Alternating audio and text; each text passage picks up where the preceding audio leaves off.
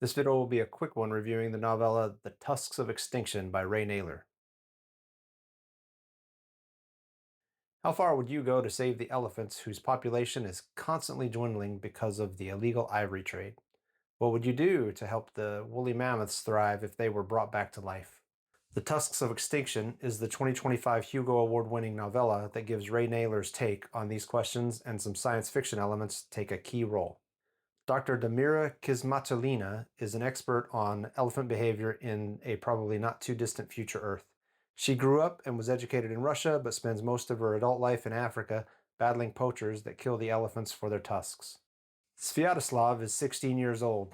When his mother dies, he gets pulled into the world of poachers by his father, who wasn't in his life much before that. This band is hunting woolly mammoths in Siberia. The story clocks in at just over 100 pages and covers different time frames. The earliest one follows Damira as she goes about her life, giving background on why she's so interested in elephants and saving them. This all takes place decades before the woolly mammoths are recreated using science. Another time frame takes place after the mammoths have been reestablished. Damira has become a mammoth because the herds of mammoth need help surviving their environment.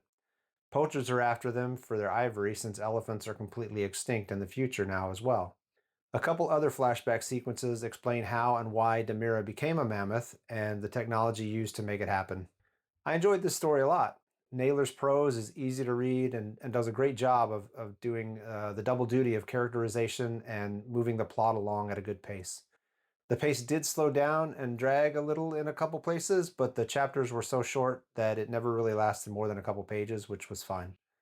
The most obvious theme in the story is conservation of an endangered species, the elephant in this case. Nayler doesn't get melancholy about unnecessary destruction of a species, but the idea is constantly in the background and in Damira's story. The author also doesn't dive into how a species' extinction affects the environment. Doing so would have probably added at least 5 to 10 pages to the story and might have slowed it down a little bit too much. Another theme is about how far conservationists are willing to go to save those elephants. Some dark stuff happens around this idea, and though Naylor doesn't get graphic, he gives enough detail that it gets the point across quite well. Aside from bringing woolly mammoths back using what is probably Jurassic Park-style genetics and DNA work, the other two science fiction elements that enable the story are mind recording and mind transfer. There's a slight overtone of authoritarian activity in the mind recording portion, but Naylor doesn't dwell on it too much since that's really not the point of the story. The mind transfer section is interesting because of the actions of the man that brought the mammoths back, Dr. Almas Aslanov, and his explanation to Damira as to why he's doing what he's doing. Overall, the story is an entertaining piece of science fiction with a message about what the right and wrong kinds of people are doing to our world today. I'm rating this one an 8 out of 10. I was skeptical when I picked it up, but I found it to be an impressive story with some great moments. Ray Nayler has a couple other books available now. One is called The Mountain in the Sea, and it deals with some octopus ecology and their reactions to human encroachment on their habitat.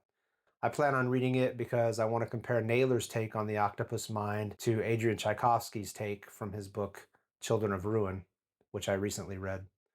I hope you enjoyed this short review. If you did, hit that like button and please subscribe if you haven't already. You can also see written reviews on my Substack, which will be linked in the description below. I hope your reading journey is a pleasant one. Bye for now.